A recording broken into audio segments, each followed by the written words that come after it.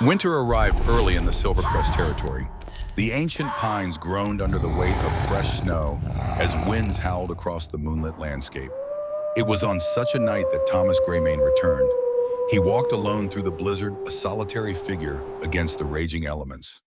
At 68 years of age, his once jet-black hair had long since turned silver, matching the landscape surrounding him.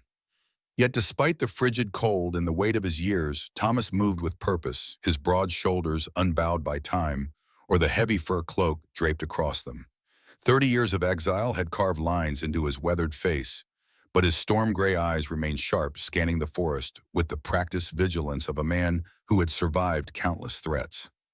Those same eyes narrowed suddenly as they caught an anomaly in the swirling snow ahead.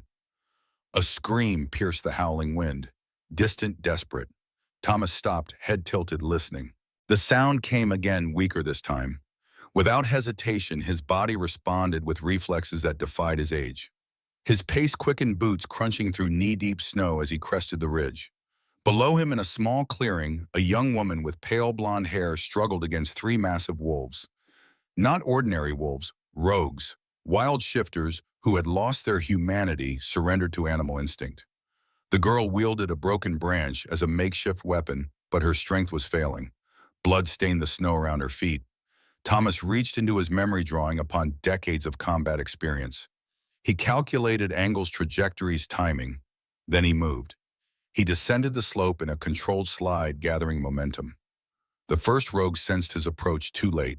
Thomas slammed into the beast with the full weight of his body, driving it away from the girl. His hand found the silver dagger concealed in his boot, and in one fluid motion, he buried it to the hilt in the creature's throat. The remaining rogues turned their palmated eyes, fixing on the new threat. They circled, growling saliva dripping from yellowed fangs. Thomas stood protectively in front of the injured girl, his posture revealing nothing of his advanced years. "Stay behind me," he instructed, voice low and steady. The larger of the two rogues lunged. Thomas sidestepped with surprising agility, using the beast's momentum against it. He grabbed its scruff and drove it headfirst into a nearby pine. The impact was thunderous, sending snow cascading from branches above. The third rogue hesitated, sensing something dangerous about this silver-haired human. It backed away slowly before turning to flee into the forest. Thomas knelt beside the girl, who had collapsed against a tree trunk. Her face was ashen from blood loss, eyes wide with a mixture of fear and wonder. You killed them without shifting," she whispered. "Experience often trumps raw strength," Thomas replied, examining her wounds. "What's your name, child?" "Morgan Moonshade." Thomas paused, recognition flickering in his eyes. "Moonshade, any relation to Edward Moonshade?" The girl looked away. "He was my father. He died when I was young." Thomas nodded solemnly. "I knew him. A good man." He tore a strip of cloth from his undershirt and bound her bleeding arm. "These woods aren't safe, especially for one traveling alone." "I had no choice," Morgan said bitterly. "The village elders said I bring bad luck. They gave me until sunrise to leave Silvercrest territory." "And why would they think that?" Morgan hesitated, then met his gaze defiantly. "Because I'm 19 and still can't shift. They call me Wolfless, an aberration." Thomas studied her thoughtfully. In the wolf territories, the inability to shift was considered a grave defect, especially in one who should have manifested their wolf years ago. Yet there was something about this girl, a quiet strength beneath her fragile exterior. "We need shelter," he said finally. "Can you walk?" She nodded, gritting her teeth as she struggled to her feet. Thomas supported her weight against his side, and together they trudged through the deepening snow. As they walked, memories flooded through Thomas. 30 years since he had walked these forests. 30 years since he had served as war counselor to AlphaKing Marcus before everything changed. Thomas remembered standing in the war room of Silvercrest Castle, sunlight streaming through stained glass windows, as he argued passionately against the king's proposed invasion of the Eastern Territory. "The Eastern Wolves have been our allies for generations," Thomas had insisted, pointing to the ancient map spread across the oak table. "This aggression is unnecessary and dangerous. The Eastern Alpha has grown weak," Marcus had countered, his golden eyes flashing with ambition. "Their territory has resources we need. The Council agrees with me." "The Council fears you too much to disagree," Thomas had replied, his voice lowering. My king, I have served you faithfully for 20 years. I beg you to reconsider this path. But Marcus would not be dissuaded. The invasion proceeded with devastating consequences. Thousands died on both sides. And when Thomas took drastic measures to end the bloodshed, he was branded a traitor and sentenced to exile. His mate had died in his absence, his position filled by younger, more aggressive wolves who fueled Marcus's expansionist ambitions. Now leading the injured girl through the frozen forest, Thomas wondered what had become of the kingdom in his absence. He would soon find out. They reached a small hunter's cabin as night deepened. Thomas broke the rusted lock with a powerful kick and ushered Morgan inside. The interior was dusty but intact with a stone fireplace and simple furnishings. Within minutes, Thomas had a fire crackling, casting warm light across the wooden walls. "You're not from here," Morgan observed, watching him from a worn chair as he tended her wounds with surprising gentleness. "I was. Once." Thomas applied a poultice of medicinal herbs to her lacerated arm. "A lifetime ago." "You're him, aren't you?" Morgan's voice dropped to a whisper. "The traitor counselor, the one who betrayed AlphaKing Marcus." Thomas's hands stilled momentarily before continuing their work. "History is written by the victor's child. Remember that." "Why return now after all these years?" Thomas secured the bandage before meeting her gaze. "Because something is wrong with the territories. Even in my exile, I could feel it. The moon bond that connects all wolves has grown strained, distorted. I came to discover why." Morgan looked away. "Everything's wrong here. Since AlphaKing Marcus died, Regent Dominic Blackthorn has ruled. The people starve while he feasts. Young wolves suffer from moon rage, losing control of their shifts. Some say it's a curse. And when did this begin? About 6 months ago, after the Autumn Moon Festival." Thomas nodded thoughtfully. "Get some rest. Tomorrow we'll reach Shadowpine Village. I have an old friend there who might help us." As Morgan drifted into exhausted sleep, Thomas stood at the cabin's single window, staring into the darkness. His return would not go unnoticed for long.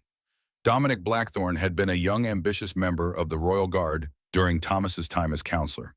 If he now ruled as regent, it meant Alexander Marcus's son and rightful heir had not claimed the throne. Something was very wrong indeed. Morning broke clear and cold. They set out at first light, Thomas setting a pace that belied his age. Morgan struggled to keep up, her injuries slowing her despite Thomas's ministrations. "How did you kill those rogues without shifting?" she asked as they walked through the winter forest. "I've never seen anyone fight like that." "When you live 30 years among humans, you learn to survive without relying on your wolf," Thomas replied. "Besides, shifting at my age takes more energy than it's worth for most confrontations." "Can you still shift?" A ghost of a smile crossed Thomas's face. "When necessary." They crested a hill and Thomas paused, his expression darkening. Below stretched a valley that had once been verdant farmland. Now it lay barren, dotted with abandoned homesteads. In the distance, dark smoke rose from chimneys of Shadowpine Village, once the thriving heart of Silvercrest's agricultural region. "This land was fertile when I left," Thomas murmured. "What happened here?" "Regent Dominic's taxes," Morgan explained. "Farmers couldn't keep enough of their harvest to survive the winter. Most fled to human territories or died trying." Thomas's jaw tightened. "And the Alpha Council permits this," Morgan laughed bitterly. "The council exists only to rubber stamp Dominic's decrees. Those who oppose him disappear." They were halfway down the hillside when Thomas suddenly tensed, grabbing Morgan's arm and pulling her behind a massive fallen tree. Seconds later, the rhythmic thud of hoofbeats reached their ears. A patrol of 6 mounted guards in Silvercrest colors thundered along the road below their leader, sporting the silver insignia of Dominic's personal guard. "Increased patrols," Thomas whispered. "Dominic fears something." "The resistance, probably," Morgan whispered back. "There are rumors of a group fighting against the regent's rule, led by someone called the Shadow Alpha." Thomas waited until the patrol disappeared around a bend before leading Morgan onto the road. They proceeded cautiously toward the village, staying close to the tree line to enable a quick retreat if necessary. Shadowpine Village was a shadow of its former self. Where once bustling markets had thrived, now hollow-eyed children played in muddy streets. Buildings that had stood for generations showed signs of disrepair. The village square, once the proud center of community life, had been transformed into a gallows platform. Thomas pulled his hood lower, concealing his distinctive silver hair. "We need supplies," he murmured, "and information." They entered the village's only tavern, a dreary establishment called the Broken Fang. Inside, a handful of locals nursed drinks in silence, their expressions wary as they noted the newcomers. The innkeeper, a heavy-set man with a scar bisecting his right eyebrow, eyed them suspiciously. "We don't get many travelers these days," he said as Thomas approached the counter. "Just passing through," Thomas replied, sliding several silver coins across the worn wood. "Need supplies and a hot meal for my daughter." The innkeeper's demeanor softened at the sight of silver. "Kitchen's still open. Got rabbit stew and day-old bread." Thomas ordered food from Morgan, then casually asked, "Notice the patrol on the road. Trouble in these parts." The innkeeper leaned closer. "Regent's men are hunting resistance fighters. Word is they raided one of Dominic's tax caravans 3 nights ago. Took everything and distributed it among the villages." Thomas nodded thoughtfully. "Bold move." "Foolish move," the innkeeper corrected. "Dominic has put a bounty on the Shadow Alpha's head, 20,000 gold pieces." As they ate, Thomas observed the tavern's patrons. Despite their downtrodden appearance, he noticed subtle signs of communication between them. A nod here, a finger tap there. The resistance had sympathizers even here in plain sight of Dominic's patrols. They were finishing their meal when the tavern door burst open. 3 royal guards strode in, hands resting on sword hilts. The lead guard, a young wolf with cruel eyes, surveyed the room before addressing the silent patrons. "By order of Regent Dominic Blackthorn, all travelers must present identification papers and state their business in Shadowpine." Thomas tensed imperceptibly. Exile had stripped him of citizenship in the territories. He had no papers. Worse, if his identity were discovered, he would face immediate execution. The guard approached their table. "Papers," he demanded, holding out his hand. Thomas raised his eyes slowly, his posture relaxed despite the danger. "My apologies, sir. We're from Winterhold Village. Our papers were lost when rogues attacked us in the forest." The guard's eyes narrowed. "Convenient excuse. You'll both come with me to the garrison for questioning." Morgan tensed beside him, fear evident in her quickened breathing. Thomas laid a calming hand on her arm, his mind calculating options. Fighting here would endanger innocent villagers. Running would only confirm their guilt. "Of course, officer," Thomas said agreeably. "Just allow my daughter to finish her meal. She's still recovering from her injuries." The guard hesitated, then nodded curtly. 5 minutes, then we go." As the guard stepped away to speak with his companions, Thomas leaned close to Morgan. "When I create a distraction, slip out the back door and head for the forest. Follow the North Star until you reach a large oak split by lightning. Wait for me there." "What about you?" Morgan whispered. "I'll find you. Trust me." Morgan looked doubtful but nodded. Thomas casually reached for the salt cellar, knocking over his mug of ale in the process. The liquid spilled across the table and onto the floor. "Clumsy old man," he muttered loudly, standing to mop up the spill. As he did, he stumbled, bumping into a burly patron. The man, already in his cups, rose with a snarl. "Watch yourself, old-timer." Thomas raised his hands in apology but deliberately stepped on the man's foot. The resulting confrontation escalated quickly, drawing the attention of everyone in the tavern, including the guards. In the ensuing chaos, Morgan slipped unnoticed through the kitchen and out the rear door. Thomas allowed himself to be restrained by the guards, offering no resistance. They dragged him outside, where their commander waited with a patrol of mounted soldiers. "Found this one causing trouble, Captain," the guard reported. "No identification, suspicious circumstances." The captain dismounted, approaching Thomas with measured steps.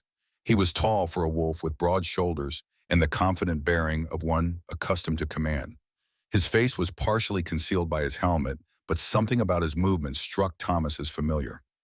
"What's your name, old man?" the captain demanded. "Thomas, just Thomas." The captain studied him silently for a long moment, then turned to his men. "Secure the prisoner. We return to the fortress immediately."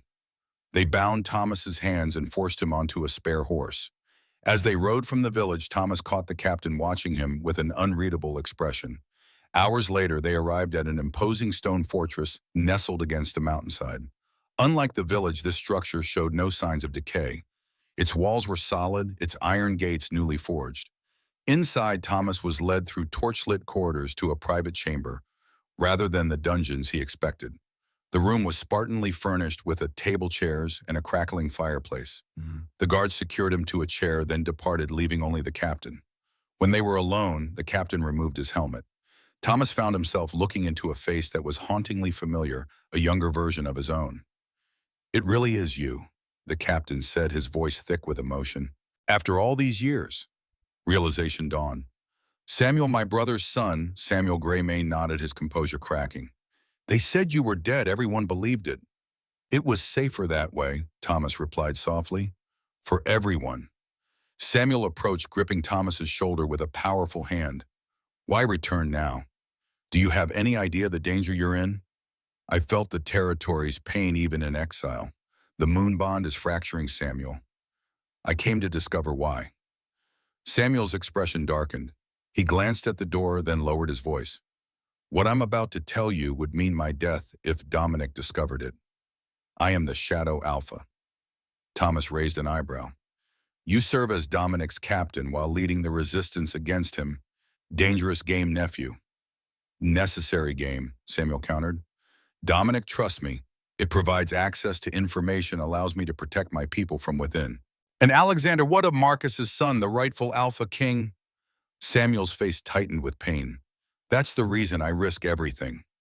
Alexander lives, but he's not himself." "Explain." Samuel paced the room, gathering his thoughts. 6 months ago, during the Autumn Moon Festival, Alexander was preparing for his coronation. The night before the ceremony, he was hunting in the northern woods. He returned, changed, feral, unable to shift back to human form. Thomas leaned forward. "Moon rage. The most severe case I've ever seen. He exists now in permanent wolf form with only occasional flickers of human consciousness. Dominic claimed regency until Alexander recovers, but privately works to ensure he never does." "Where is Alexander now?" "Hidden at our resistance stronghold. We've tried everything to help him, but nothing works. Each passing day, his humanity slips further away." Samuel's voice broke. "He doesn't even recognize me anymore, his own cousin." Thomas fell silent, processing this information. Finally, he asked, "And the girl Morgan, what do you know of her?" "The Wolfless one." Samuel looked surprised. "Very little, an oddity, nothing more." "Why, perhaps more than an oddity," Thomas mused. "She has an unusual energy. I'd like to see Alexander, tonight." Samuel looked uncertain. "Bringing an exiled traitor to our stronghold would not sit well with many in the resistance. The younger wolves especially, they've grown up on stories of your betrayal." "Then don't tell them who I am." "Not yet, but I need to see Alexander." Samuel considered this, then nodded. "I'll arrange it. But what about the girl?" "I left her at the Lightning Oak. We'll collect her on the way." Night had fallen by the time they departed the fortress. Samuel provided Thomas with a captain's cloak to conceal his identity as they rode with a small patrol, allegedly conducting night reconnaissance. Once beyond sight of the fortress, Samuel led them off the main road into the dense forest. They found Morgan exactly where Thomas had instructed her to wait, huddled against the massive lightning-scarred oak for warmth. She greeted Thomas with obvious relief, then eyed Samuel and his men warily. "It's all right," Thomas assured her. "This is my nephew Samuel. He's taking us somewhere safe." The resistance stronghold was ingeniously concealed within a series of natural caves beneath an abandoned iron mine. Torches illuminated rough-hewn tunnels that opened into larger chambers. Wolves of various ages moved purposefully through the underground complex, carrying the supplies, mending weapons, or tending to the wounded. As they entered, conversations hushed. Suspicious gazes followed their progress, particularly focused on Thomas. Samuel led them to a private chamber where a group of resistance leaders had gathered around a crude map table. "Who's this old man, Samuel?" demanded a muscular wolf with a jagged scar across his face. "We don't need more mouths to feed." "He has expertise. We need Thorn," Samuel replied evenly. "Experience fighting Dominic's kind of warfare." "Experience?" Thorn scoffed. "He looks like he'd break a hip drawing a sword." Thomas regarded the younger wolf calmly. "Age and treachery will overcome youth and skill every time, boy." Thorn bristled, stepping forward aggressively until Samuel intervened. "Enough. He's here at my invitation. That should be sufficient." The tension in the room remained palpable as Samuel outlined the resistance's current situation. Their numbers had grown to nearly 300, but supplies were dwindling. Dominic's forces outnumbered them 10 to 1 with superior weapons and resources. As the leaders debated strategy, Thomas observed silently.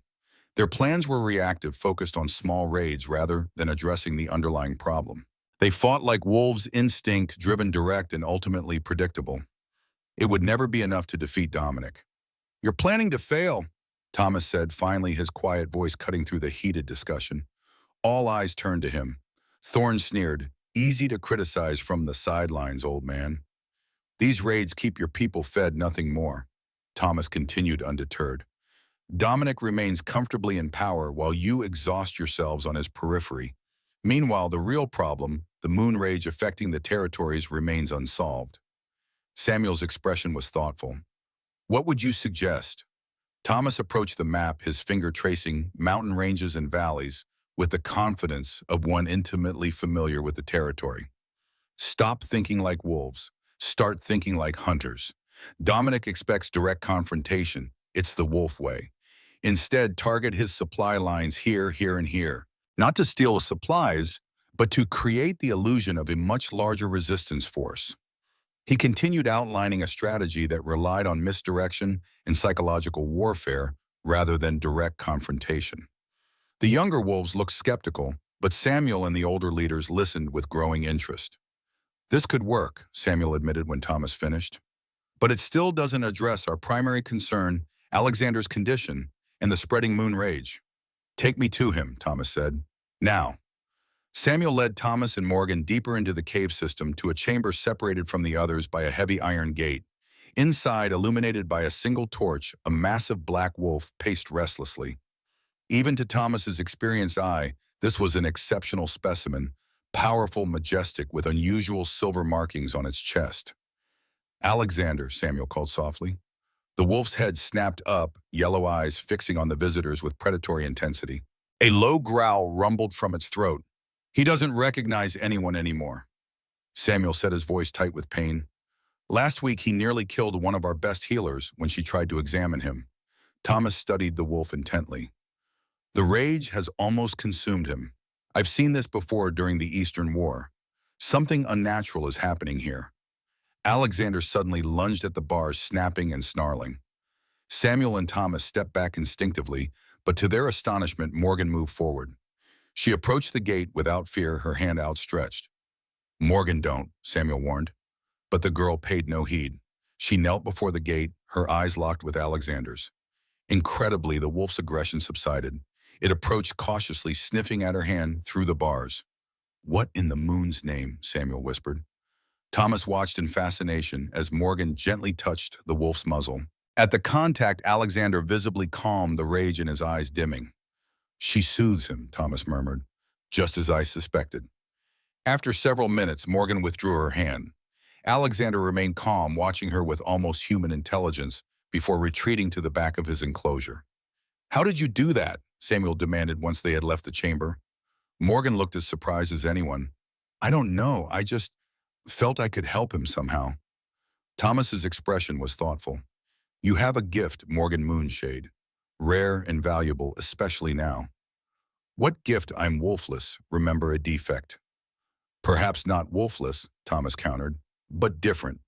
The old texts speak of wolves whose power manifested in healing rather than shifting. They were called moon healers, though none have been born in centuries." Hope flickered across Morgan's face, quickly replaced by skepticism. "If I were something special, wouldn't I know it, feel it? Gifts often lie dormant until needed," Thomas replied, "or until properly awakened."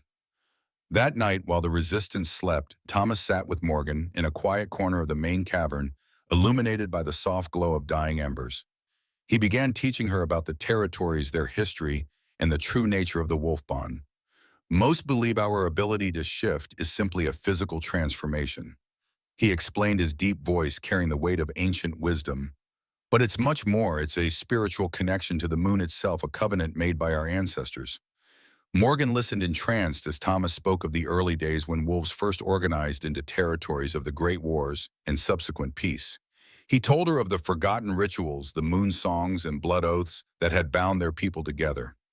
"Real strength isn't in fangs or claws," he told her, but in the lessons learned through many moons. The young forget this. They see only power, never wisdom.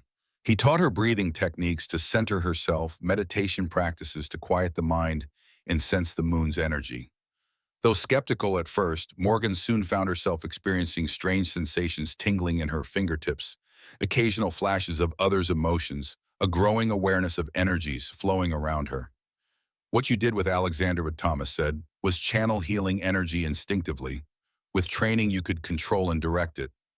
To cure moon rage, Thomas's expression grew serious. Possibly, but everything has its price, Morgan. Using such gifts draws energy from your own life force. Push too far, too fast, and you risk yourself. Dawn was breaking when Samuel urgently summoned them. Scouts had reported a large force of Dominic's soldiers approaching the abandoned mine above. "They've found us," Samuel said grimly. 300 soldiers at least with wolfsbane arrows and silver chains. Panic spread through the stronghold as resistance members rushed to gather weapons and supplies. Thomas observed the chaos with a critical eye before raising his voice to address those nearest. "Calm yourselves. Panic serves only your enemy." The commanding tone, unexpected from the elderly newcomer, brought momentary silence. "There are 7 exit tunnels from this mine," Thomas continued. "Samuel, divide your people into 7 groups. Each group takes a different route, traveling fast and light. Rendezvous at the ancient grove 3 days hence." Samuel nodded, recognizing the tactical wisdom. "And Alexander, we can't move him while he's in this state." Thomas turned to Morgan. "Can you calm him enough for transport?" The girl looked uncertain but determined. "I can try." While Samuel organized the evacuation, Thomas and Morgan returned to Alexander's chamber. The Black Wolf was agitated, sensing the commotion. Morgan approached cautiously, speaking in soft, soothing tones. When she placed her hand on his muzzle, Alexander growled but did not snap. Gradually, his aggressive posture relaxed. "Good," Thomas encouraged. "Now try channeling energy as we practiced. Visualize calm flowing from your hand into him." Morgan closed her eyes, concentrating. A soft bluish glow emanated from her palm. Alexander's eyes reflected the strange light, and he lay down submissively, allowing Samuel's men to secure him with specially reinforced restraints. "Extraordinary," Samuel murmured, watching the process. By mid-morning, the evacuation was complete. Thomas, Morgan, Samuel, and 20 selected fighters escorted Alexander through a narrow tunnel that emerged in a densely wooded ravine. They could hear Dominic's forces storming the mine above, but their small group slipped away undetected. As they made camp that evening in a sheltered valley, Thomas studied the night sky thoughtfully. The moon was approaching its zenith, nearly full. Time was running short. "Samuel," he said quietly, "what do you know of the Moonstone?" Samuel looked up sharply. "The ancient relic." "It's a myth, Uncle. A story for pups." "Not a myth," Thomas insisted. "I've seen evidence of its existence. The old texts in Marcus's private library spoke of it, a crystal formed from the first moon, tear capable of restoring balance to wolves gone astray." "You think it could cure Alexander and the moon rage spreading through the territories?" "I believe it's our only hope." Morgan joined them, her face drawn with exhaustion after helping calm Alexander again. "What's a moonstone?" Thomas explained the legend, a sacred crystal hidden by the first AlphaKing in a temple atop the highest mountain in the territories. According to ancient texts, it contained the essence of the moon's blessing, the original source of their shifting ability. If it exists, Thomas concluded, it might be powerful enough to counteract whatever darkness affects Alexander in the territories. "That's Frost Peak Mountain," Samuel said doubtfully. "No one has successfully climbed it in generations. The upper reaches are perpetually locked in blizzards." "I know a path," Thomas replied. "I climbed it once with your father before you were born." Samuel considered this. "The ancient grove where our people are regrouping lies at Frost Peak's base. We could begin the ascent from there." Thomas nodded in agreement. "We'll need a small team. The path is treacherous, unsuitable for large numbers." "I'm coming," Morgan stated firmly. "Of course," Thomas said. "Your abilities may prove essential." As night deepened around them, the small band of wolves made plans for a journey that would either save their kingdom or doom them all. Thomas gazed at the troubled young prince in wolf form, then at Morgan, whose hidden gifts were just beginning to emerge. An unlikely pair, yet in them might lie the salvation of all wolfkind. The ancient grove awaited them, and beyond the towering challenge of Frost Peak Mountain. Thomas felt the weight of responsibility settle on his aged shoulders. He had returned to right an old wrong to complete unfinished business. Now fate had handed him a task far greater than he had imagined. The journey to redemption had just begun. Dawn painted the ancient grove in gold and amber as Thomas led their small band through towering trees that predated even the oldest living wolf. Massive trunks rose like ancient pillars, their canopies so dense that the forest floor remained in perpetual twilight despite the morning sun.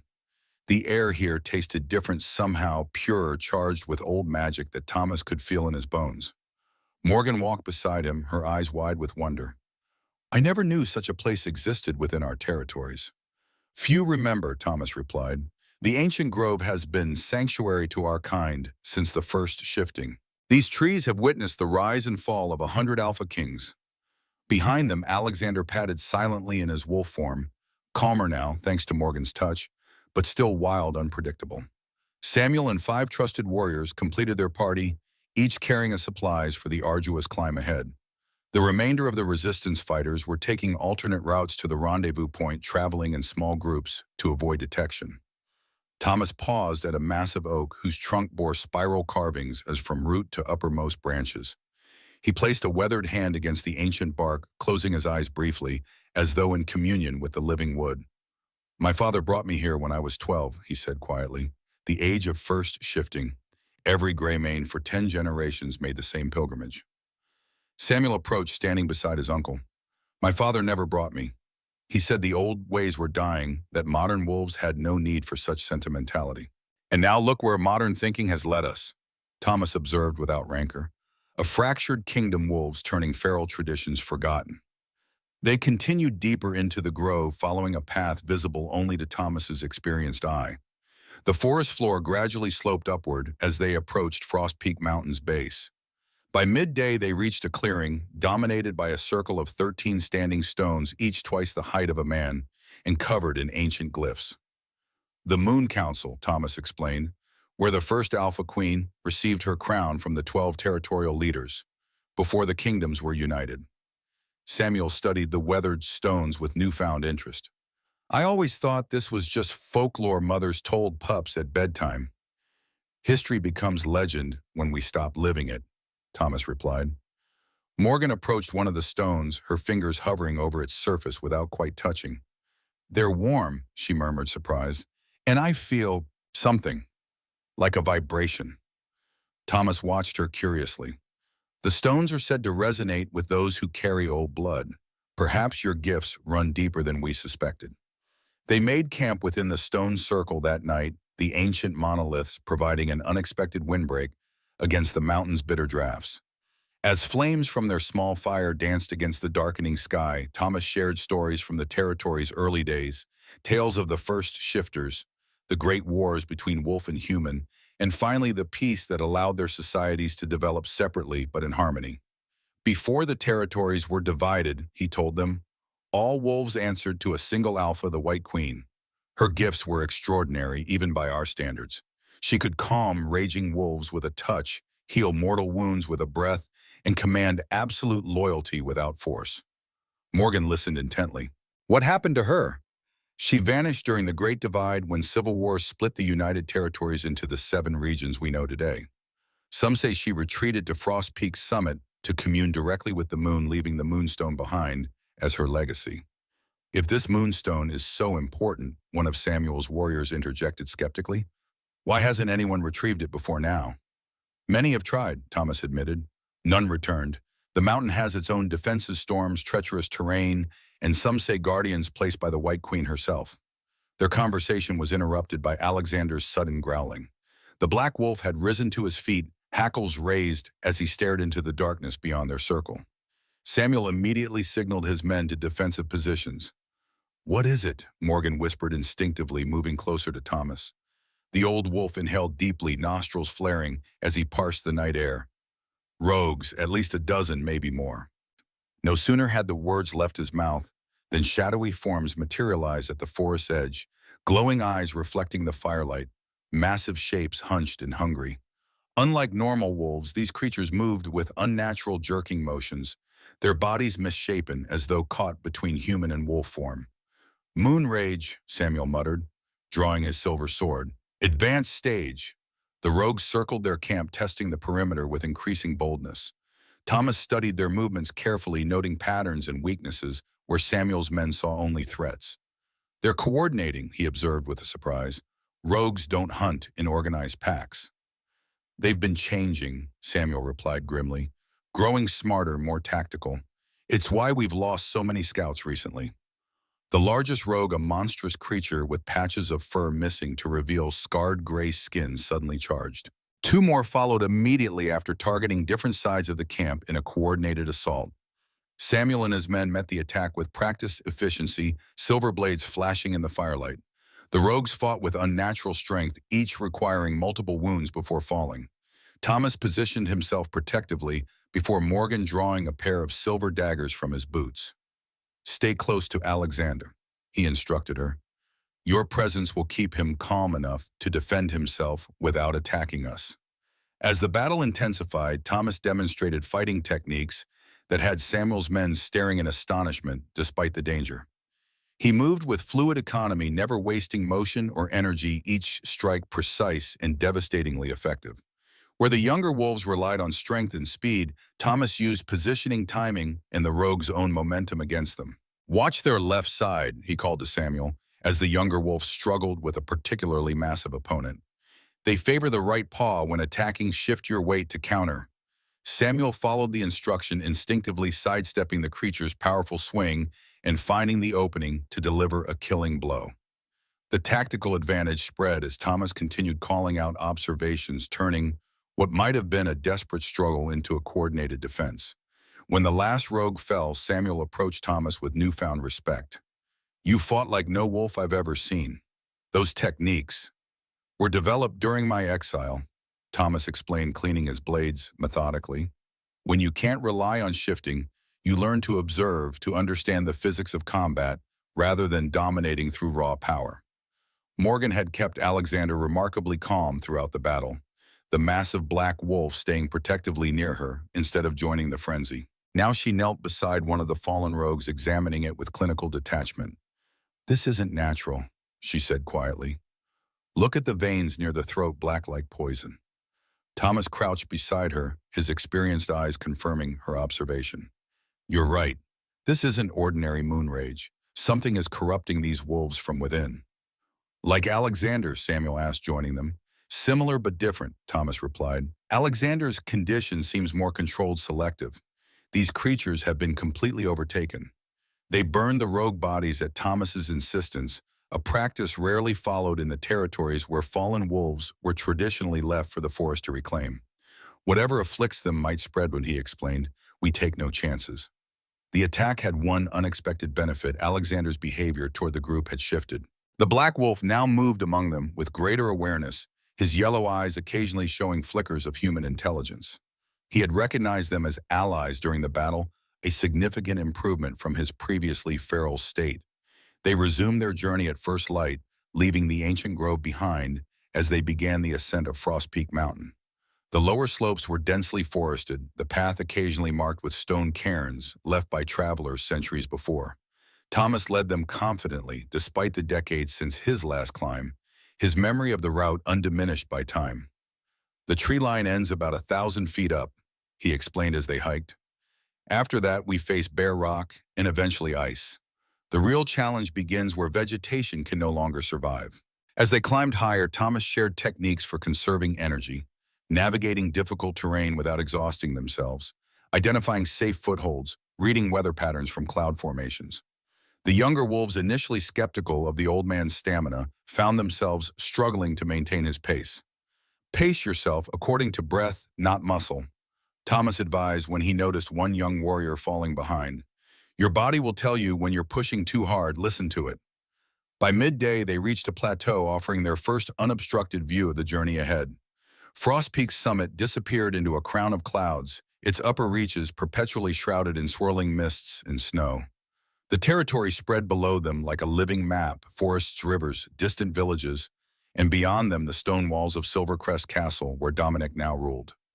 Samuel gazed at the distant castle, his expression hardening. From here it looked so small. Hard to believe one wolf within those walls could cause so much suffering. Power magnifies both virtue and vice, Thomas replied. Dominic was ambitious even as a young guard, but not cruel. Something changed him, or perhaps revealed what was always beneath the surface. They made camp on the plateau using the remaining daylight to rest and prepare for the more demanding climb ahead. Thomas took the opportunity to continue Morgan's training, teaching her techniques, to focus her healing energy more precisely. Visualize your power as light, he instructed as they sat cross-legged on sun-warmed stones, be it flowing from your core to your hands, concentrated but controlled. Morgan closed her eyes following his guidance. A soft blue glow emanated from her palms, stronger than before. It feels different, she said, less wild, more directed. Good. Now try to sense Alexander's condition without touching him. She turned towards the black wolf who rested several yards away, extending her awareness rather than her hands. After several minutes of intense concentration, she spoke. There's something wrapped around his mind, like dark ribbons squeezing. It's not part of him, it's foreign invasive. Thomas nodded. Can you affect it from this distance? Morgan frowned with effort. Small beads of sweat formed on her forehead as the blue light intensified. Alexander stirred, whining softly as though experiencing a troubling dream. I can touch it, she said, voice strained, but not change it. It's too strong, too entrenched. That's enough for now, Thomas said gently, noting her exhaustion. You've confirmed what I suspected. The moon rage is not a natural condition, but something deliberately inflicted. By whom, Dominic? Perhaps, but such power exceeds what any ordinary alpha could wield. There may be darker forces at work here. The next morning brought unexpected challenges. They awoke to find a thick fog had enveloped the plateau, reducing visibility to mere feet. More concerning, Alexander had grown agitated overnight, pacing and growling despite Morgan's calming presence. Something on the mountain is affecting him, Thomas observed. We need to move quickly before his condition deteriorates further. They continued their ascent, the forest gradually thinning until they found themselves on bare rocky slopes. The fog persisted, transforming familiar landscapes into alien terrain. Thomas relied on memory and instinct to guide them, identifying landmarks barely visible through the swirling mist. Stay close, he warned. It would be easy to become separated in these conditions. Despite his caution, disaster struck mid-morning. They were traversing a narrow ridge when the ground beneath one of Samuel's warriors suddenly crumbled. The young wolf disappeared with a startled cry, the fog swallowing him completely. Samuel rushed to the edge, peering into the milky void. Ethan, he called, can you hear me? A faint response echoed up from below.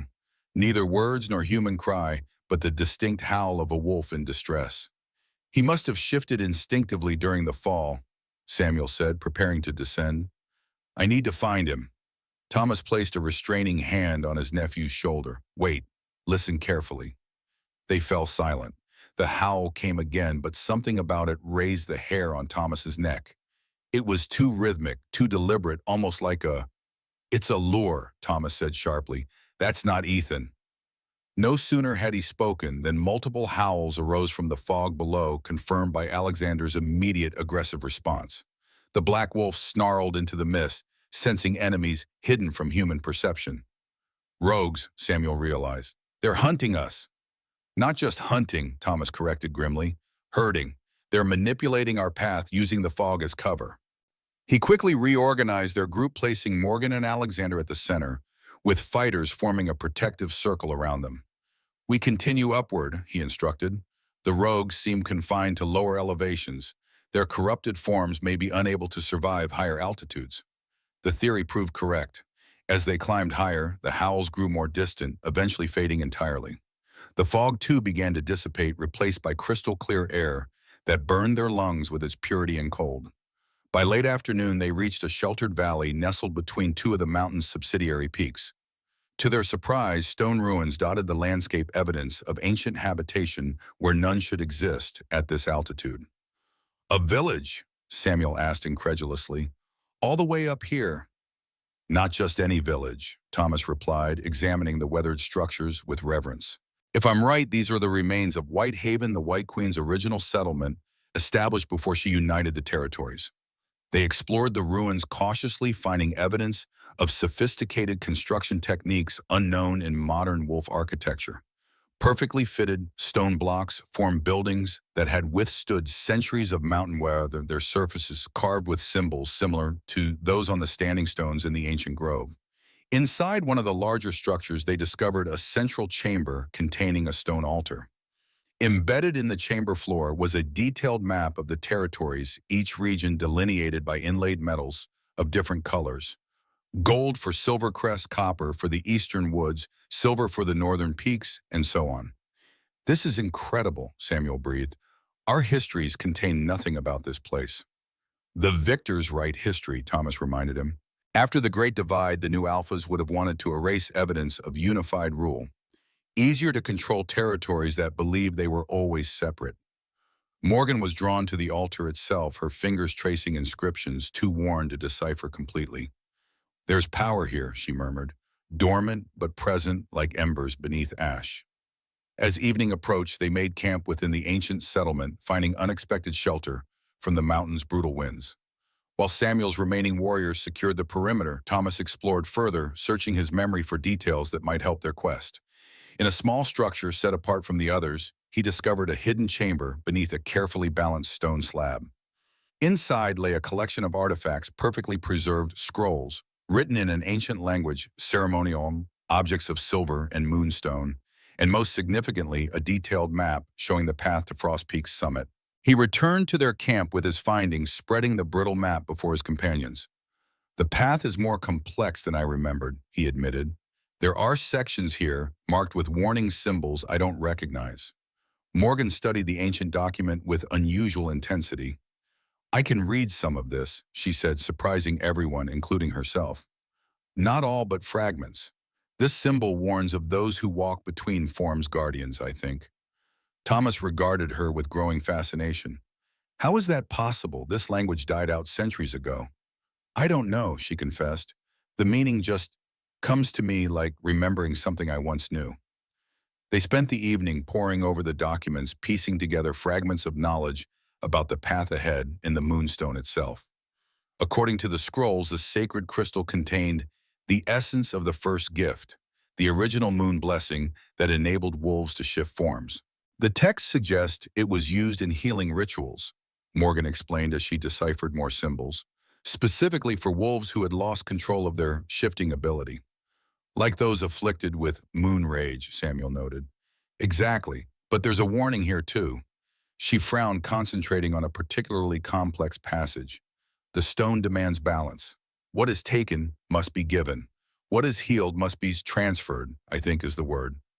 Thomas considered this soberly. A price. Powerful magic always requires sacrifice.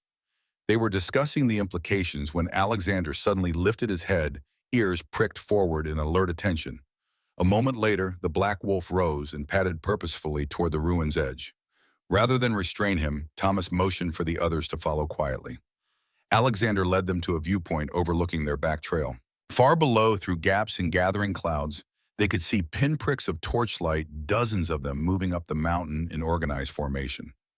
"Dominic's men," Samuel growled. "They must have captured one of our separated groups and extracted information." Thomas studied the approaching force with calculating eyes. "They're several hours behind us, but moving fast, too fast for regular troops on this terrain." "What does that mean?" "It means they have a guide, someone intimately familiar with the mountain." Even as he spoke, movement in the nearer distance caught his attention. A lone figure scaled the cliffs below their position with unnatural speed, using hand and footholds invisible in the gathering darkness. Thomas narrowed his eyes, focusing his aging vision until the climber's features became clear. "It can't be," he whispered, recognition dawning with chilling certainty. The climber reached a ledge just below their position and paused, looking upward directly at their group. Even at this distance, there was no mistaking the distinctive facial scar and cold, calculating eyes. "Jason," Samuel hissed, recognizing his former lieutenant. "The one who betrayed our position at the stronghold." Thomas shook his head grimly. "Not just a traitor. Look at his movements, too fluid for human form, too controlled for wolf. He's operating in the space between forms, drawing power from both simultaneously." "Is that possible?" Not naturally, someone has augmented him, modified his shifting ability, and if Jason can do it, then Dominic's entire force might have the same advantage. Samuel finished the strategic implications dawning on him. They retreated to their camp, quickly packing essential supplies while Thomas outlined a new plan. "We need to split up," he said decisively. "Samuel, take your men and Alexander east along the secondary ridge. Create a diversion and make them think our entire party goes that way." "While you do what?" Samuel demanded. "Morgan and I will continue to the summit. With fewer climbers, we can move faster, avoid detection." Samuel looked unconvinced. "You're asking me to leave you with just the girl for protection against enhanced soldiers?" Thomas smiled thinly. "I survived 30 years of exile, nephew. Besides, our objective is the Moonstone, not combat. Stealth will serve us better than strength." After brief but intense debate, Samuel reluctantly agreed. They would separate at first light, giving Thomas and Morgan a head start, while Samuel's group created a false trail to draw Dominic's forces away from the true objective. That night, as final preparations were made, Morgan sought Thomas at the camp's edge where he stood watching the distant torches of their pursuers. "You knew this would happen," she said quietly, "that we'd need to make the final ascent alone." Thomas didn't deny it. "I suspected. The old texts often mention that the Moonstone reveals itself only to those it chooses. A large armed party was never likely to succeed. And you believe it will choose us, an exiled old wolf and a wolfless girl." Thomas turned to her, his weathered face softened by moonlight. "Age and inability to shift are human concerns, Morgan. The moon sees deeper to the essence of what we are." He paused, choosing his next words carefully. "There's something I haven't told you, something I sensed from our first meeting." "What?" "Your scent. It's faint, almost imperceptible, but distinctive to those who know what to seek. You carry traces of royal blood, Morgan Moonshade. Not just any royal line, but the White Queen's own." Morgan stared at him in disbelief. "That's impossible. My parents were commoners. My father was a carpenter, my mother a healer." "Edward Moonshade was indeed a carpenter," Thomas agreed. "But your mother, Elena, did you never wonder why she possessed such unusual healing skills? Why Dominic's predecessor specifically targeted your family during the purges?" Morgan's expression shifted from skepticism to dawning realization. "They told me it was random chance that my parents were killed, a regrettable tragedy during civil unrest. Nothing about their deaths was random or regrettable to those who ordered them. Your mother was the last known descendant of the White Queen's younger sister. The bloodline was thought extinguished with her death, but it appears the executioners overlooked one small child." The revelation settled over Morgan like a physical weight. Years of questions suddenly answered. Her inability to shift her unusual healing abilities, the strange affinity for ancient languages and symbols, all inherited traits from a lineage she never knew existed. "If what you say is true," she said slowly, "then Dominic would have every reason to want me dead. The existence of royal blood outside his control threatens his legitimacy." "Precisely. Which is why tomorrow, when we separate from the others, we don't follow the main path to the summit." Thomas produced the ancient map indicating a nearly invisible trail marked in faded ink. "We take the path of moons, a route known only to the royal bloodline and their most trusted advisors."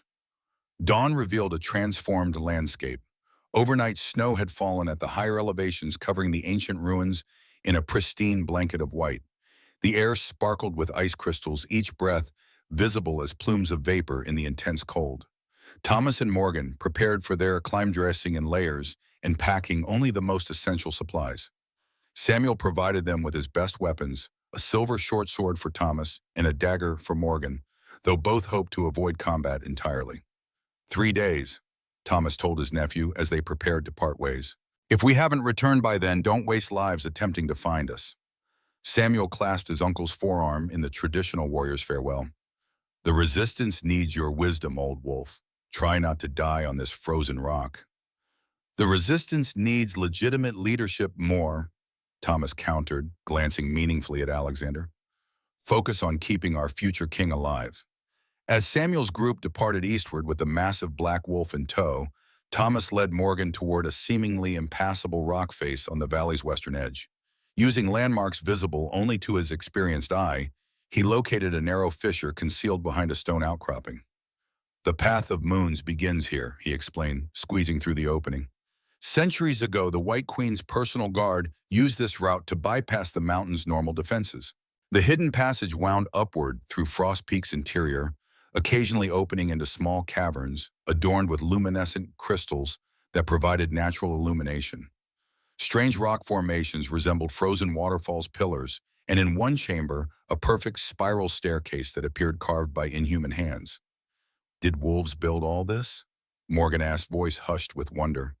Not wolves alone, Thomas replied. According to legend, the White Queen formed alliances with other beings, mountain spirits, elements, creatures forgotten by modern wolves. Together, they created sanctuaries like this one. They climbed steadily through the mountain's heart, the passage gradually narrowing until they were forced to proceed in single file. Thomas led with confident familiarity despite never having used this specific route before. Something about the path resonated with his instincts, guiding his choices at each junction and decision point. By midday, they emerged onto a wind-scoured ledge, high on Frost Peak's western face. Below them, clouds obscured the lower slopes, giving the impression they stood on an island floating in a sea of white. Above the summit gleamed tantalizingly close, perhaps another 1,000 feet of vertical climbing. We rest briefly, then continue, Thomas said, offering Morgan dried meat from their supplies. The weather may turn against us without warning at these altitudes. As they ate, he studied her with quiet assessment. The journey had changed her visibly, not just physically, though the soft-faced girl had indeed been replaced by a leaner, more confident young woman. The transformation went deeper, to her essence, as though layers of false identity were being stripped away to reveal her true nature. You look more like your royal ancestors with each passing day, he observed. Morgan touched her face self-consciously. I still don't feel royal, just Morgan trying to survive. The best rulers often begin that way. Power sought is rarely power deserved. They resumed climbing as afternoon shadows lengthened across the mountainside. The path of moons had served them well, allowing them to bypass the most treacherous terrain and remain hidden from Dominic's forces. But the final approach to the summit would force them onto exposed ridges where concealment would be impossible. Thomas moved more cautiously now, testing each handhold and footstep. Age was finally beginning to tell in the tightness of his breathing, the slight tremor in muscles pushed beyond normal endurance. Morgan noticed his struggle but said nothing, understanding the old wolf's pride would reject any suggestion of weakness. They reached a narrow stone bridge spanning a dizzying chasm just as the sun touched the horizon. Wind howled through the gap, threatening to pluck them from the precarious crossing. Thomas paused, studying the ancient structure with concern. The map showed this bridge intact, but that was centuries ago. It may not hold our weight now.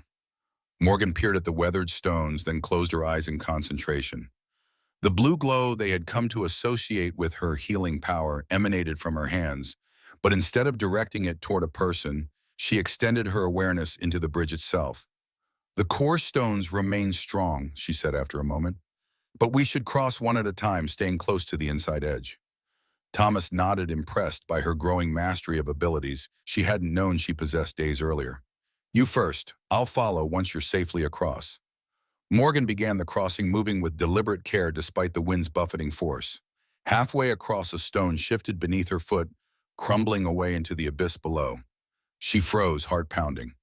Steady, Thomas called from behind her. Find your center of gravity, then shift your weight gradually to solid footing. Following his guidance, Morgan completed the crossing safely. Thomas began his own journey across the ancient span, his movements methodical and precise despite his age. 3/4 of the way across, disaster struck. A section of the bridge's outer edge gave way, the collapse rapidly spreading toward the center where Thomas stood. Morgan cried out in warning, but Thomas was already moving, his decades of experience translating instantly into life-saving action.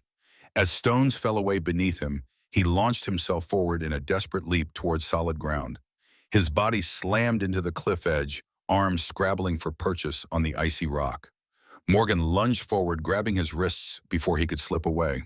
For a critical moment, all that prevented Thomas's fall into the abyss was the grip of a girl who had spent her life believing herself weak and defective.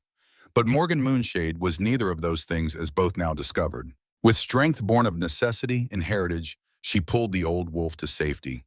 They collapsed together on the narrow ledge, breathing heavily as the last of the ancient bridge fell away behind them, leaving no possibility of retreat by that route. "It seems the mountain has made our decision for us," Thomas observed wryly when he had caught his breath. "Forward is the only option now." Night was falling as they reached a plateau just below the summit. Temperature dropped precipitously with the sun, the air so cold it crystallized their breath instantly. They found shelter in a shallow cave barely more than an indentation in the mountainside and built a small fire from the precious fuel they carried. "Tomorrow we reach the summit," Thomas said, warming his stiff hands by the flames, "and hopefully the Moonstone. And if Dominic's forces find us first," Thomas's expression grew solemn, "then we ensure they don't obtain the stone, whatever the Bakhtin." They huddled close to the fire as night deepened around them. Outside their shelter, stars blazed with unusual intensity in the thin mountain air, and a waxing moon cast silver light across the snow. "We never discussed what happens after," Morgan said quietly. "If we succeed in finding the Moonstone and healing Alexander, what then?" Thomas gazed into the flames. "Alexander takes his rightful place as AlphaKing. The territories begin to heal. Balance returns.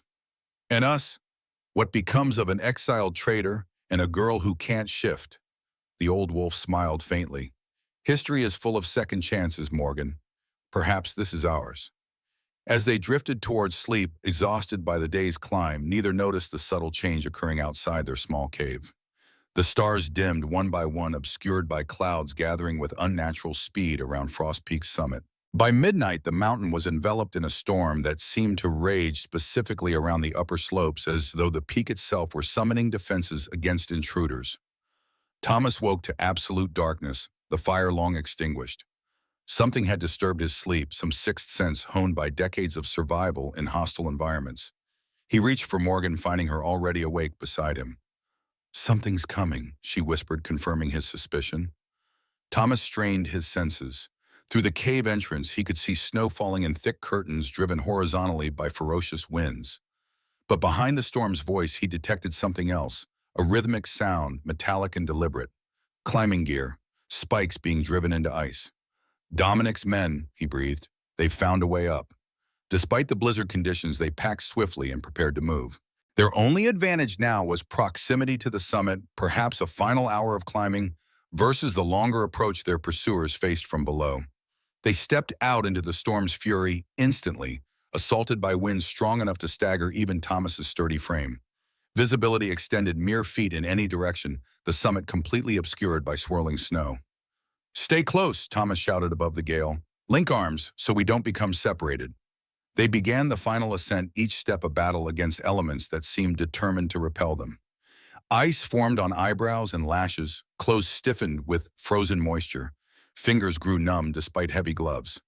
Only Thomas's unerring instinct for direction kept them moving upward when all visual references had disappeared in the white chaos. After what seemed hours but might have been minutes in the disorienting conditions, the slope gradually lessened. Thomas realized they had reached the summit plateau, though the temple they sought remained invisible in the blizzard. "It should be here somewhere," he called to Morgan, who pressed close behind him. "The White Queen's temple, built around the original impact site of the Moonstone." They moved forward, cautiously aware that in such conditions, a single misstep could send them plummeting from unseen edges. Suddenly, Morgan tugged sharply at Thomas's sleeve. "There," she shouted. Following her pointing finger, Thomas discerned a darker shape within the whiteness, a vertical form where all else was chaotic movement. As they approached, the silhouette resolved into massive double doors, framed by stone pillars encrusted with ice, a temple entrance, perfectly preserved at 14,000 feet, where no ordinary structure should exist. The doors, twice the height of a man, bore intricate carvings depicting wolves in various forms, the moon in its phases, and at the center, a crystalline object that could only be the Moonstone. Despite their apparent weight, they swung inward at Morgan's touch, as though welcoming her specifically. They stumbled inside the sudden absence of wind, creating an eerie silence broken only by their labored breathing. The temple interior was illuminated by an otherworldly blue glow emanating from crystals embedded in the walls, same color Thomas noted with interest as the energy Morgan channeled during healing. The circular chamber soared upward to a domed ceiling, open to the sky, though strangely no snow entered, despite the raging storm visible through the aperture. At the chamber's center stood a raised altar, and upon it, suspended in midair without visible support, rotated a crystal the size of a man's fist, the moonstone itself pulsing with interior light, in rhythm with the phases of the moon. "It's real," Morgan breathed, approaching the altar with reverence. After all this time, Thomas followed more cautiously, his experienced eyes scanning the chamber for hidden threats or traps. According to the text, only one of royal blood can safely claim the stone. Morgan hesitated at the altar's edge. "And if the texts are wrong, if I'm not what you believe me to be, then we've climbed this mountain for nothing, and Dominic wins by default," Thomas replied simply. Making her decision, Morgan stepped onto the altar's platform. The air around her seemed to thicken, time itself slowing as she approached the levitating crystal. When her fingers were mere inches from its surface, the moonstone suddenly flared with brilliant light, bathing the entire chamber in radiance so intense that Thomas was forced to shield his eyes. When the light subsided, Morgan stood transformed. Her ordinary clothing had been replaced by flowing white garments of a material Thomas had never seen before, simultaneously substantial and ethereal. Her blonde hair lifted slightly in an unfelt breeze, and her eyes shimmered with the same blue energy as the crystal before her. Most significantly, the moonstone now rested in her outstretched palm, accepted and claimed. "Morgan," Thomas called, uncertain whether the young woman before him remained the same person he had guided up the mountain. She turned toward him, recognition warming her expression. "It's still me, Thomas, but also more. I can feel the memories of those who came before flowing through me." The moment of wonder was shattered by sounds from outside the temple, heavy footsteps crunching through snow, voices calling instructions. Dominic's forces had reached the summit. Thomas moved swiftly to the temple entrance, peering through the gap in the massive doors. Through breaks in the blizzard, he counted at least 20 soldiers approaching, led by a figure he recognized instantly, despite the intervening decades. Dominic Blackthorne had aged well, his face bearing few lines despite the gray streaking his once dark hair. He moved with the confidence of absolute power, flanked by Jason and other enhanced warriors who seemed untroubled by the extreme conditions that would debilitate ordinary wolves. "They're here," Thomas reported grimly. "Dominic himself leads them." Morgan joined him at the entrance, the moonstone now suspended from a chain around her neck. "We can't let them take it." The text warned that in the wrong hands the stone could corrupt rather than heal. Thomas nodded, his tactical mind already assessing options. "The storm works in our favor for now, blinds them as much as it would us. But we need a plan beyond simple escape. They control all routes down the mountain." Before Morgan could respond, a voice called from the swirling snow, a voice Thomas hadn't heard in 30 years, yet recognized instantly. "Thomas Greymane," Dominic shouted. "I know you're inside. You've led me on quite a chase, old friend." Thomas tensed at the false familiarity. He and Dominic had never been friends, merely acquaintances serving the same king from different positions. "Show yourself, traitor," Dominic continued. "Let's end this game before more lives are needlessly lost." Thomas glanced at Morgan, seeing determination settle over her features. "Whatever happens," she said quietly, "the moonstone must reach Alexander. It's the only hope for healing him, and through him the territories." Thomas nodded soberly. "Then let an old wolf do what he does best, buy you time." With that, he stepped out into the storm to face his final adversary, while behind him, Morgan Moonshade pressed the moonstone to her heart and prepared for the greatest test of her newly discovered heritage. Snow swirled around Thomas Greymane as he stepped from the ancient temple into the full fury of the mountain storm. Wind tore at his clothing, ice crystals stinging his weathered face as he moved deliberately toward the approaching figures. Despite the extreme conditions and the threat advancing through the whiteness, the old wolf walked with the steady confidence of one who had made peace with his path. "Dominic," Thomas called, his deep voice carrying despite the howling gale. "It's been a long time." The figures halted. Through veils of blowing snow, Thomas could see Dominic raise a hand signaling his men to hold position. The regent stepped forward alone, closing the distance until only 20 paces separated them. Time had been kind to Dominic Blackthorne. At 58, he remained formidable, his bearing regal, despite the harsh conditions. Only the silver threading, his dark hair, and the hardened lines around his eyes revealed the passing decades. "Thomas Greymane," Dominic replied, voice smooth as polished stone. 30 years of exile, yet here you stand, where few dare to tread, still interfering in matters beyond your authority. Some principles transcend authority, Dominic. You taught me that once. A ghost of a smile touched Dominic's lips. Before ambition taught me better lessons. His gaze shifted to the temple entrance behind Thomas. Where is the girl my scouts reported 2 climbers? Gone. I sent her down the eastern face with what we came for. Dominic's expression didn't change, but the temperature seemed to drop further as his eyes narrowed. You've become an accomplished buyer in your exile, old friend. No one descends the eastern face in these conditions. The girl remains inside with the Moonstone. Thomas shrugged, seemingly unconcerned by the accusation. Believe what you wish. I merely buy time while fate unfolds as it must. Always the philosopher. Dominic gestured, and his enhanced warriors spread out in a semicircle. Unfortunately, I lack patience for philosophy these days. Jason, secure the temple. The rest of you take the traitor alive if possible. Dead if necessary. Jason, once Samuel's trusted lieutenant, now moved with the unnatural fluidity of one existing between forms, neither fully human nor fully wolf, but a disturbing hybrid that defied natural law. He advanced toward the temple while other warriors closed on Thomas from multiple angles. Thomas made no move to flee or draw weapons. Instead, he smiled, an expression so unexpected it gave the approaching warriors pause. Before your men waste their energy, he said conversationally to Dominic, perhaps you should explain what you've done to them. Do they know the price of the enhancements you have granted? The accelerated aging, the gradual dissolution of their humanity. Uncertainty flickered across several warriors' faces. Dominic frowned, irritation briefly marring his controlled demeanor. Desperate tactics from a desperate man, he said dismissively. My warriors are blessed, not cursed, evolved beyond ordinary limitations.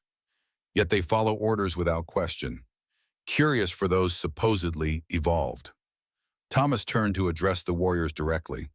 Ask yourselves why your alpha fears the Moonstone enough to climb a mountain in a blizzard. What healing might reveal about the power corrupting your bodies? Dominic's patience evaporated. Enough! Take him! 2 warriors lunged forward. Thomas moved with surprising speed for his age, sidestepping the first attacker and using the man's momentum to send him sprawling into the snow. The second warrior received an elbow strike to the throat, precise and devastating, dropping him to his knees, gasping for breath in the thin air. More attackers converged. Thomas drew no weapons, relying instead on positioning and timing honed through decades of survival. He fought defensively, conserving energy, while maximizing impact, each move deliberate, never wasted. One warrior fell to a precisely aimed strike to the temple. Another collapsed when Thomas targeted pressure points that temporarily paralyzed limbs. But numbers and youth eventually told. A blow caught Thomas across the back, driving him to one knee. Another warrior landed a strike to his ribs, the sickening crack audible even through the storm's fury. Thomas grimaced, but did not cry out, regaining his footing with effort. Impressive for a man of your years, Dominic observed coldly, but ultimately futile. Thomas managed a bloody smile. I don't fight to win, Dominic. Only to delay. Delay what exactly? The answer came not from Thomas, but from behind them. The temple doors swung wide, emitting a blast of intense blue light that cut through the blizzard like a beacon. In the doorway stood Morgan, transformed by her communion with the Moonstone. The crystal pulsed at her throat, synchronizing with her heartbeat as tendrils of blue energy coursed over her skin. That, Thomas said with quiet satisfaction. Even Jason, who had nearly reached the temple, halted at the sight. The hybrid warrior retreated a step instinctively, recognizing a power beyond his comprehension. Morgan descended the temple steps, each footfall melting the snow beneath it. The storm itself seemed to respond to her presence, winds calming around her, while continuing to rage at the summit's edges. When she spoke, her voice carried harmonics that resonated in the chest of every wolf present.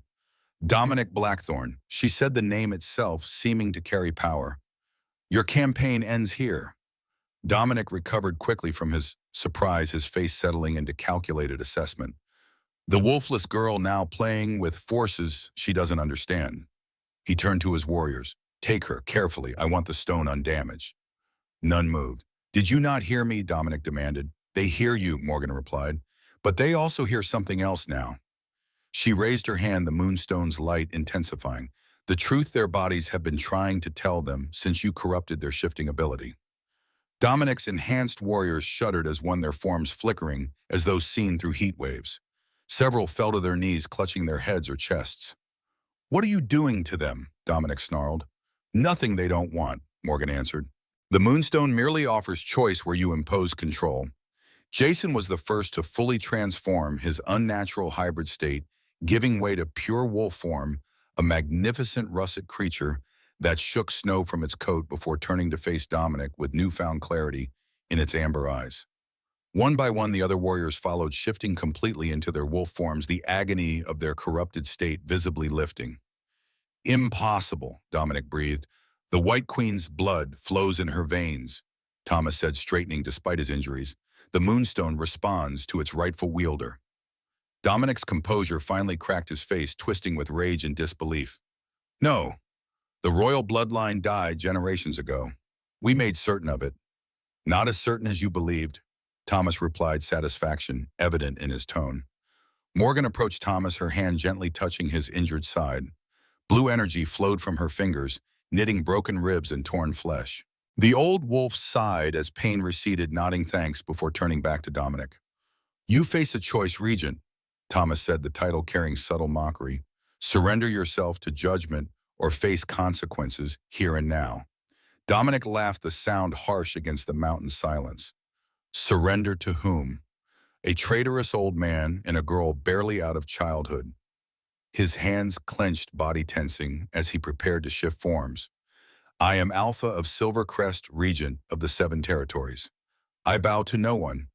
His transformation began, but immediately faltered, the process visibly painful, as his body fought against some internal resistance. Morgan watched with compassionate understanding. "The corruption has reached your core," she observed quietly. "You've used forbidden magic to enhance your powers for so long that your natural shifting ability has atrophied." Dominic staggered, his partial transformation grotesque. "What have you done to me?" he gasped. "Nothing," Morgan replied. "The Moonstone merely reveals truth. Your body can no longer maintain the lie you've forced upon it." Dominic's anger transformed to desperation. With unexpected speed, he lunged not at Morgan, but at Thomas, a silver dagger appearing in his hand. "If I fall, I take the architect of my downfall with me." Thomas, still recovering from his healing, couldn't fully evade the attack. The blade sliced across his chest, drawing blood despite Morgan's earlier intervention. The old wolf grunted in pain, but remained standing, grasping Dominic's wrist to prevent a second strike. "Always the same flaw," Thomas said through gritted teeth, "attacking in anger rather than strategy." Morgan stepped forward, the Moonstone flaring. "Enough!" A pulse of energy emanated from the crystal separating the two men. Dominic was thrown backward, landing heavily in the snow. When he tried to rise, his limbs refused to cooperate. "What you've done to the territories, to Alexander, to countless innocents requires justice," Morgan said, approaching the fallen regent, "but not revenge." She knelt beside Dominic, who flinched away from her outstretched hand. "I won't harm you," she assured him, "but you must face what you've become." When her fingers touched his forehead, Dominic went rigid. The Moonstone pulsed rhythmically, pulling darkness from him like poison from a wound visible. Strands of shadow extracted from his eyes and mouth, even his pores drawn into the crystal, where they dissipated in flashes of purifying light. Dominic screamed, the sound primal and agonized, before collapsing unconscious in the snow. Morgan swayed, the effort of the purification clearly taxing, even with the Moonstone's power augmenting her natural abilities. Thomas steadied her. "What did you do?" "Remove the corruption." Morgan explained, her voice weaker, but still resonant with newfound authority.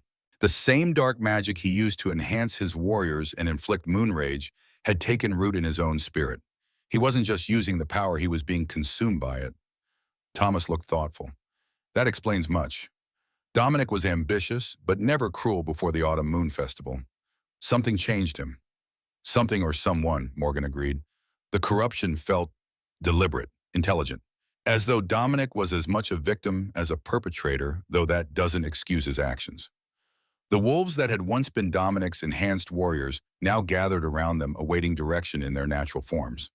The storm had subsided completely, leaving Frost Peak's summit bathed in unexpected sunshine as clouds dissipated like morning mist.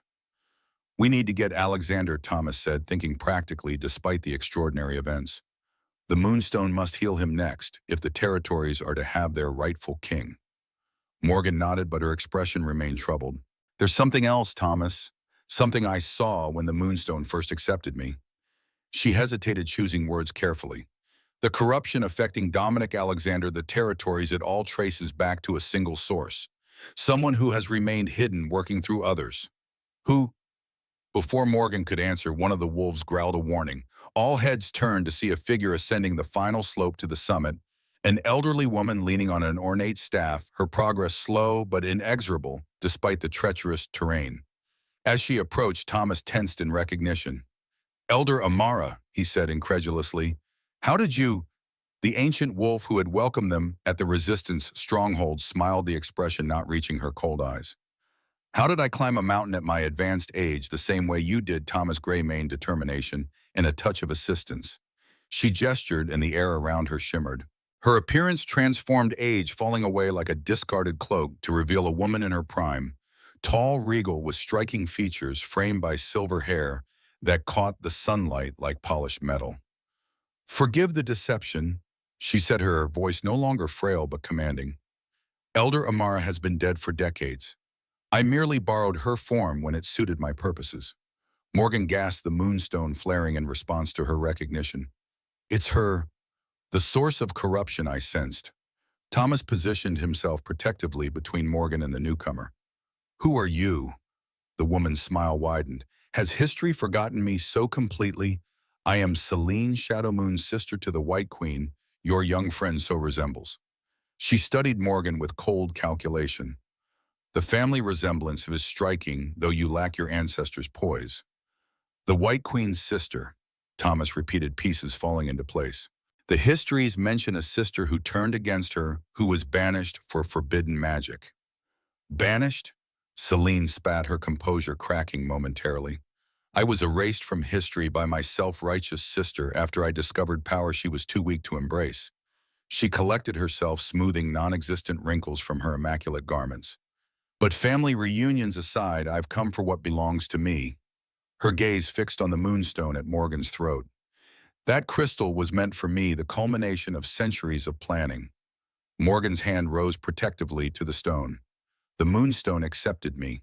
It recognized the White Queen's bloodline. Of course it did, Selene agreed smoothly, because my blood also flows in your veins, child. Your mother Elena wasn't descended only from my sister, but from both of us, the result of bloodlines converging generations ago. The perfect vessel combining both sides of royal heritage. She stepped closer, ignoring Thomas's warning stance. Why do you think I arranged your parents' protection when Dominic's predecessors purged royal descendants?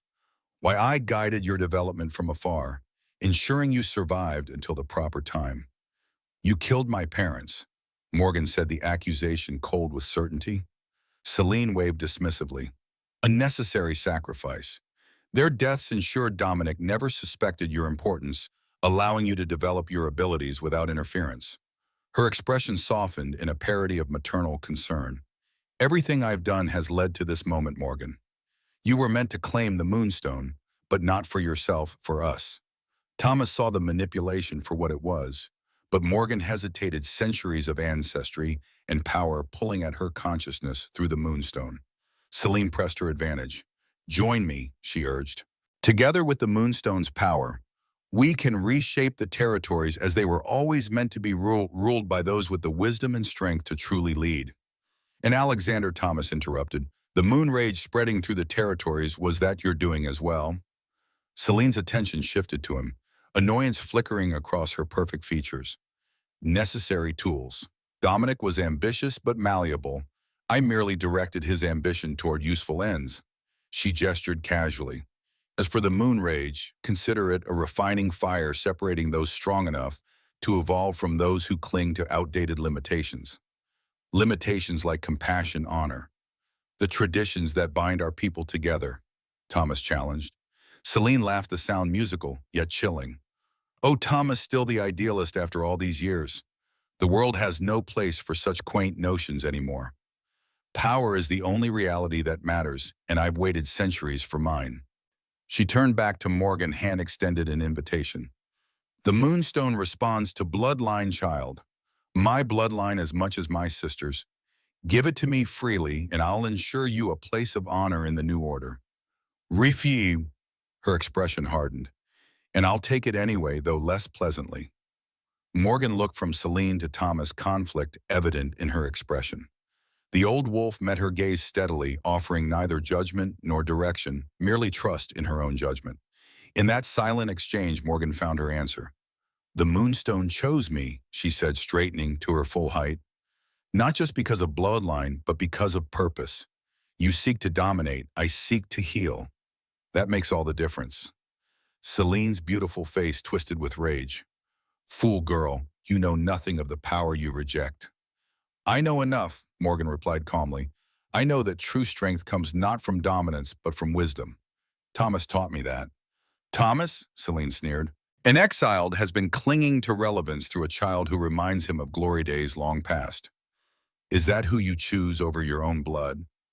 Morgan stepped forward, the Moonstone glowing with increasing intensity. I choose what the stone itself chose, healing over harm, balance over dominance, future over past. Celine's control finally shattered. With a scream of rage, she flung out her hand, dark energy crackling from her fingertips toward Morgan. The attack never landed. Thomas, moving with speed that belied his age and injuries, intercepted the blast. Dark energy engulfed him, lifting him from his feet before throwing him violently against the temple steps. Thomas, Morgan cried, rushing to where the old wolf lay crumpled and still. Celine advanced, power gathering around her like a storm cloud. Your protector falls, and you stand alone, child. Last chance, surrender the stone willingly. Morgan knelt beside Thomas, tears freezing on her cheeks in the mountain air. The old wolf's breathing came in ragged gasps, blood staining the snow beneath him. His eyes flickered open, finding hers with effort. Trust yourself, he managed, voice barely audible. Not just the stone. Understanding dawned in Morgan's eyes. She had been relying on the Moonstone's power as something separate from herself, but that was never its purpose. The crystal wasn't meant to bestow power, but to awaken what already existed within. She rose slowly, facing Celine with newfound clarity. The Moonstone at her throat pulsed in perfect synchronization with her heartbeat, no longer an external force, but an extension of her own essence. You're right about one thing, Morgan said, her voice steady. I do stand alone, but that's enough. Celine laughed. Brave words from one about to die. Not brave, Morgan corrected. True. She closed her eyes briefly, drawing not just on the Moonstone's power, but on everything that had brought her to this moment: Thomas's teachings, her own struggles as an outcast, the strength forged through adversity, the compassion born from suffering. When her eyes opened, they blazed with blue fire that matched the crystal's glow. Celine attacked again, darkness streaming from both hands in torrents of corrupting energy. This time, Morgan made no attempt to dodge. She stood her ground, palms raised to meet the onslaught. Where dark energy met blue light, a contest of wills manifested in visible shockwaves across the summit. For a moment, they appeared evenly matched: Celine, with centuries of accumulated power, Morgan with the Moonstone and newly awakened heritage. But balance tipped when Morgan spoke a single word imbued with authority beyond her years: heal. The Moonstone flared with blinding intensity. Its light expanded outward in a dome of pure energy, pushing back Celine's darkness inch by inch. The ancient sorceress struggled against the advance, her perfect features contorting with strain and disbelief. Impossible, she gasped. The stone responds to blood. My blood. Not just blood, Morgan replied, her voice carrying strange harmonics as the Moonstone amplified her words. But intent. The stone was created to heal, not harm, to balance, not dominate. It recognizes its true purpose in me. The dome of light continued expanding, washing over Celine despite her desperate resistance. Unlike Dominic, whose corruption had been extracted, Celine's darkness ran too deep, too fundamental to her being. As purifying light touched her, she began to change, first aging rapidly as centuries of unnatural preservation dissolved, then becoming translucent as her physical form destabilized. No, she screamed, her voice distorting. I will not be denied. Not after all this time. Morgan watched with compassion rather than triumph, as Celine's form continued to degrade, the magic sustaining her existence unraveling under the Moonstone's purifying influence. "Your time passed long ago," she said gently. "Let go." With a final cry of defiance, Celine's shadow moon dissolved completely, centuries of accumulated dark energy dissipating into the clear mountain air like mist before sunlight. The dome of light expanded beyond the summit, cascading down Frost Peak's slopes in waves of healing energy.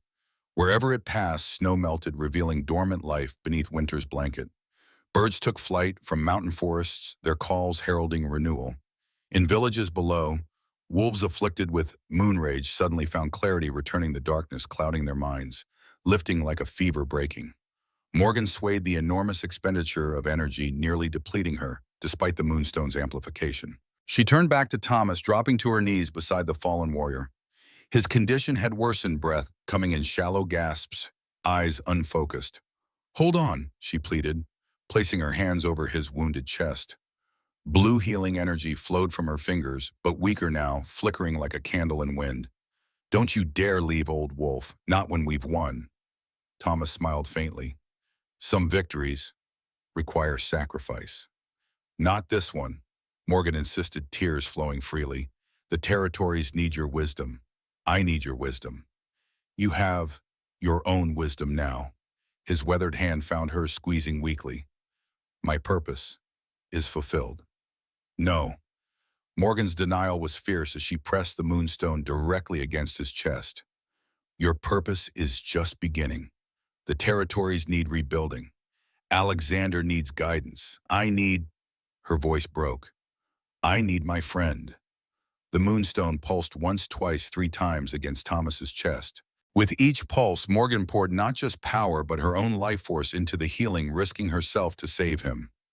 Blue energy enveloped them both, creating a connection that transcended physical healing, a sharing of essence from one generation to the next. Thomas gasped, his back arching as the Moonstone's light penetrated to his core. For a terrible moment, Morgan feared she had failed.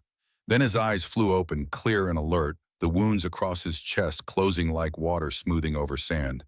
"That," he said when he could speak again, "was extremely unpleasant." Morgan laughed through her tears, helping him to a sitting position. "Next time, try not jumping in front of dark magic." "Noted." Thomas surveyed the summit, noting the absence of their adversary. "Celine, gone, permanently, I think. The Moonstone undid whatever magic kept her anchored to this world." Thomas nodded thoughtfully. "So she was the source all along, manipulating events from the shadows using Dominic's spreading corruption." "Yes," Morgan confirmed. "I saw glimpses of her plan when the Moonstone connected with me. She's been working for centuries, waiting for someone of dual bloodline to claim the stone on her behalf. When Alexander prepared to take the throne, she accelerated her plans, fearing his reign would prevent her final move." Thomas rose cautiously, testing limbs that felt surprisingly strong, despite recent trauma. The healing had done more than mend wounds. It had restored vitality he hadn't felt in years, though the silver remained in his hair and the lines of experience on his face. "We should get down from this mountain," he said practically. "The territories have been without legitimate leadership too long." They gathered the transformed wolves who had once been Dominic's enhanced warriors, plus Dominic himself unconscious, but purged of corruption. Using a combination of Morgan's newfound abilities and Thomas's mountain experience, they began the descent toward the ancient grove where Samuel and Alexander awaited. The journey down proved considerably easier than the ascent. The Moonstone's influence had calmed the mountain's weather, and trails previously hidden by snow now stood revealed in sunlight. By nightfall, they reached the edge of the ancient grove where campfires beckoned welcomingly through the trees. Samuel rushed to meet them as they approached, relief evident on his face. "Uncle, we feared the worst when the mountain lit up like a beacon." His gaze shifted to Morgan, noting her transformation with widened eyes. "You found it." "We did," Thomas confirmed. "And more besides." "Where is Alexander?" Samuel gestured toward a large tent at the grove's center. "Still in wolf form, but calmer since that light washed over the mountain. He actually recognized me briefly." Morgan approached the tent, Thomas and Samuel following close behind. Inside, the massive black wolf that was their rightful king lay curled on a bed of furs, his intelligent eyes tracking their entrance with newfound awareness, though still trapped in animal form. Alexander, Morgan said softly, kneeling beside him. I've brought something that belongs to you as much as to the territories. She removed the moonstone from around her neck, holding it before the wolf's golden eyes. Alexander stared at the crystal recognition flickering in his gaze. This won't be pleasant, Morgan warned, but it's necessary. At Alexander's slight nod of understanding, she pressed the stone against his forehead. The effect was immediate and dramatic. Alexander's body convulsed, a howl of pain escaping as dark energy began pulling from him, just as it had from Dominic. The extraction appeared more difficult, more thoroughly entrenched after months of corruption. Morgan struggled to strain evident as sweat beaded on her forehead. Thomas placed a supportive hand on her shoulder, lending strength through their connection. Samuel watched in anxious silence as his cousin fought an internal battle, visible only through physical manifestations, painful spasms, and haunted eyes. After what seemed an eternity, Alexander's form began to change, not the violent, uncontrolled shifting of moon rage, but the smooth transformation of natural ability restored. The black wolf elongated fur receding until a man lay before them. Early 30s, dark hair streaked prematurely with silver from his ordeal, face gaunt but handsome. Alexander Blackwood, rightful AlphaKing of the territories, drew his first conscious human breath in 6 months. His voice, when he finally spoke, emerged rough from disuse, but unmistakably royal in its quiet authority. Thomas Greymane, he said, recognition warming his exhausted features. My father always said you would return when the territories needed you most. Thomas bowed his head respectfully. Your father was wiser than he sometimes demonstrated, my king. Alexander turned to Morgan, studying her with newfound clarity. And you, the girl without a wolf who turns out to have the most powerful wolf of all. His gaze shifted to the moonstone in her hands. My gratitude seems inadequate for what you've done. It wasn't just me, Morgan demurred. Without Thomas's guidance, I would never have discovered my heritage or reached the moonstone. A partnership of youth and experience, Alexander observed thoughtfully. Perhaps a model for governance moving forward. The following days saw rapid changes sweep the territories. Word spread of Alexander's recovery, Morgan's emergence as the White Queen's heir, and Thomas's triumphant return from exile. Villages that had suffered under Dominic's corrupt rule found hope rekindling as the effects of moon rage dissipated throughout the lands. A week after the events on Frost Peak Mountain, they returned to Silvercrest Castle. Unlike the secret departure of a small band of resistance fighters, their return became a procession that grew with each village they passed, citizens joining to welcome their rightful king and the heroes who had restored him. The castle itself, for so long a symbol of oppression, underwent transformation. Alexander ordered its gates permanently opened, the dungeons emptied of political prisoners, the great hall repurposed for public audiences where any citizen could bring concerns directly to the crown. Dominic, purged of corruption but not absolved of responsibility for his actions, faced judgment before a council of elders from all 7 territories. In recognition of his manipulation by Celine but acknowledgement of his willing participation, he was sentenced not to death but to service rebuilding the communities his policies had damaged. On the 30th day after the Moonstone's recovery, a formal coronation took place in Silvercrest's Great Hall. Alexander Blackwood knelt before assembled representatives of all territories while Morgan, bearing the Moonstone, placed the ancient crown of unified wolves upon his head. Rise, Alexander Blackwood, she proclaimed, her voice carrying to every corner of the vast chamber. AlphaKing of the United Territories, guardian of the moon, covenant protector of all wolves. Alexander rose to thunderous approval, his once gaunt face now restored to health, his bearing confident but tempered by recent trials. He raised a hand for silence before speaking. My first act as crowned king is to establish a new council of wisdom, he announced. Unlike councils past which merely echoed the Alpha's will, this body will provide true guidance, drawing on diverse experience from across our lands. He gestured to Thomas, who stood to one side in new garments, befitting his restored status. Thomas Greymane, once exiled as traitor, now recognized as our realm's greatest patriot, will serve as elder guardian, the highest advisory position in our governance. Thomas stepped forward, bowing deeply before his king. I am honored, my king, though I fear these old bones may not serve for many years. Your bones seem remarkably spry for their age, Alexander replied with a knowing smile, particularly since a certain healing light touched them. Besides, it is not length of service I require, but depth of wisdom while it lasts. The ceremonial day concluded with a feast open to all citizens, nobles and commoners alike, sharing tables in unprecedented equality. As celebrations continued into evening, Thomas found a moment of quiet on a castle balcony overlooking the territories. Morgan joined him there, the Moonstone still at her throat, though its glow had subdued to a gentle pulse. "Having second thoughts about your new position, Elder Guardian?" she asked, noting his contemplative expression. Thomas smiled, shaking his head. "Reflecting, not doubting. When I returned from exile, I expected to die confronting old wrongs. Instead, I find myself helping build a new future. A future that wouldn't exist without you," Morgan pointed out.